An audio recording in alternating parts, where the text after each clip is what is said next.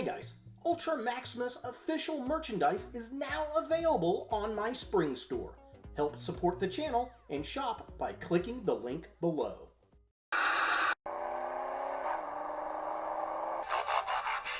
Oh, hey, look, it's Bumblebee.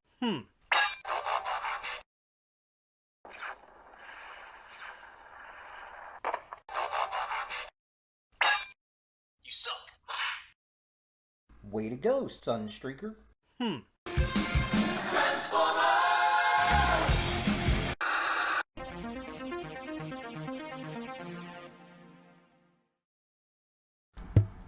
Hey guys, Ultra Maximus back with another toy review, and today we're going to take a look at a Transformers Legacy Evolution figure, and it's Hot Shot. Now, this guy's from the Armada line, and it's interesting to see him make a comeback. He was one of my more favorite characters out of that early 2000s Transformers lines, and I'm very interested to see how this guy came out. So let's go ahead and take a look at the packaging.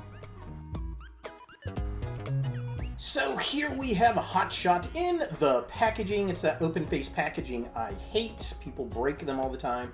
We get this Autobot logo scanner up here. Transformers. It's got the new Legacy Evolution logo at the bottom.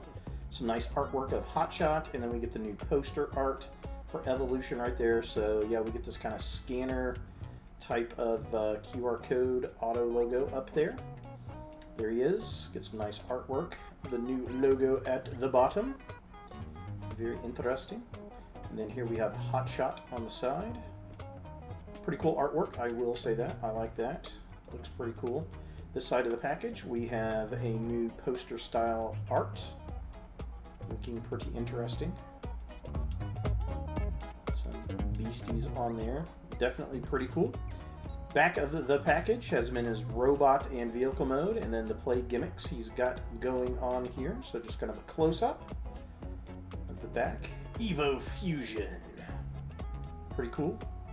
Yeah, and that's really about it for the package. Let's get this guy out of box and see what we think. So here we have Hot Shot out of the packaging, and he definitely looks good. I'm liking the figure, although it's a lot smaller than I think I would have liked it to have been. I remember him being a pretty big and bulky character back in the early 2000s, but I mean, it does look like him for sure. He always reminded me of Bumblebee or Hot Rod or a combination, but he's got his little engine gun right there, which is pretty nice. Throw that to the side, and then he's got the gimmick where his visor can come down. I definitely dig that from the old toy. And then he's got this piece back here that flips up and turns into a cannon, much like the old toy, so very similar to that. And then you get the little visor down, so that's pretty cool. They worked that gimmick back into the modern figure, so I appreciate that. I think that's pretty fun. Now, as far as articulation goes, his head just moves back and forth, doesn't really go up and down too much. His arms move out, they rotate up and down and around. We got a mushroom peg at the shoulder, got a hinge joint at the wrist. He's got some waist swivel. Legs kick up that far forward. They kick back that far. They kick outward pretty well. They're on ball joints there. We get another mushroom peg at the upper thigh like the elbow. Knee joint, pretty decent.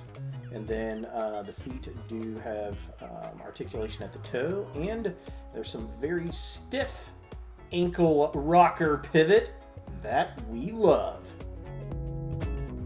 With this being his widest possible stance with both feet still flat on the floor. Taking a closer look at the figure itself, I like the yellows and reds. I think they look pretty good. I wish we had some paint on the wheels. Head sculpt looks great. Love the visor. Love the silver straps on his chest. I think that looks really, really nice, but I feel like I remember the engine block could go onto his chest as well. Leave a comment down below if you remember that too. Now, looking at the midsection of the figure, again, sculpted pretty well. I wish we had some wrist articulation. I do like the reds and the yellow. He's got a very McDonald's kind of look going on. And I wish that the engine gun kind of sat more center in his wrist, but maybe that would have just been a little too much. I mean, it works the way it does, so I can't get too mad over it. And finally, taking a look at the legs of the figure. Again, sculpted pretty well. I like the design in the legs, the front legs. I wish there's a little bit more paint. The back, or the top of the car kind of form the back of the legs, which, you know, they work. And of course, we've got the toes that have very nice articulation and stabilize the figure really well. For comparison, here we have the Legacy Evolution Hot Shot next to the Legacy Drag Strip. So two yellow bots side by side, and they're really about the same size, which is kind of interesting, I suppose. Being both cars, they should be, but I just feel like the Hot Shot figure is way smaller than the old original toy, and I don't know if that's a bad thing or not. Now, transformation on this figure is relatively simple. First thing we want to do is take his engine gun and put it off to the side. And then we're going to open up his chest like this. And then we're going to flip the head back in and close that compartment back up. And then we're going to lift the arms up and spin the waist around like this. Then we're going to take the arms. The forearms need to be facing inward like this. And then we're going to take the legs here, and let's move the windows out, get these little yellow pegs straightened out like this. Do the same thing on this side. Get this yellow peg straightened out like that.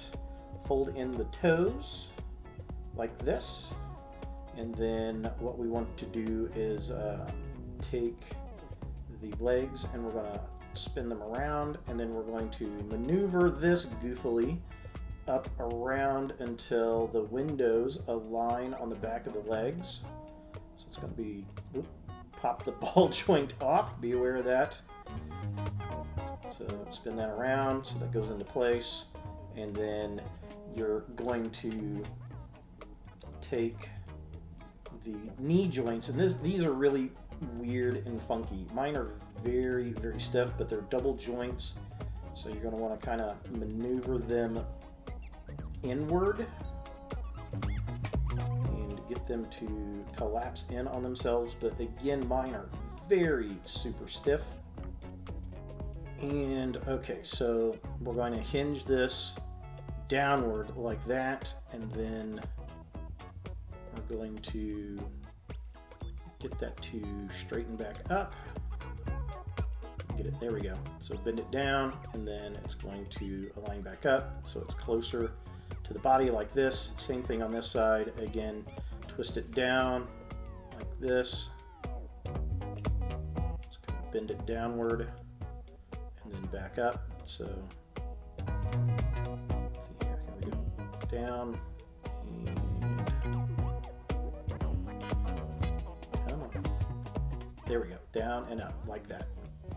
So just like that, and then you can get the arms back underneath and tab these into place. The top of the hood is always difficult. It's a piece of translucent plastic, and it just does not like to align proper. So be aware of that. You're going to knock these little pegs in, so just get this thing aligned in. Once you get it in, it's good to go. It's just a matter of doing it. All right, so see where it's at, clamp it into place, make sure everything gets nice and tight, and then get that underneath, snap it there, make sure this is all aligned proper again. There we go, everything's nice and tight. So now you can take the back end and you're going to lift this upwards, and these little tabs out of the legs are going to tab into place. Again, it's kind of a goofy mess, but once you get one clicked in, the other will pop in very easily, just like that. Then you can close the double hinge on the doors, like that.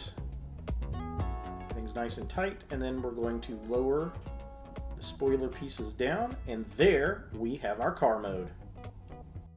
And to top it off, we just want to put our little motor onto the hood of the car, like that. And there we go. It definitely rolls really well. Looks pretty good. I like the color scheme. I like the paint apps on it. It looks like the old vehicle. Definitely cool. Could use some taillights, but I like the front end. I like the silver paint, the black bumper.